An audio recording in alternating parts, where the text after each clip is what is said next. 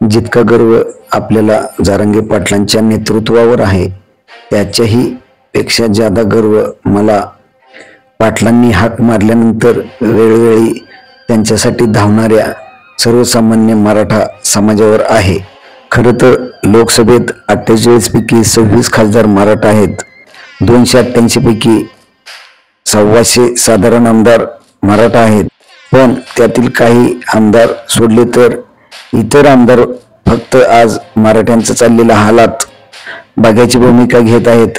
त्याचंच खूप वाईट वाटत आहे आणि दुर्दैव बघा, ह्या आमदार खासदारामुळे इतरांना वाटतंय की मराठा समाज खूप प्रचंड ताकदीचा आहे, पण ह्या आमदार खासदारांचा फायदा सर्वसामान्यांना अजिबात नाही।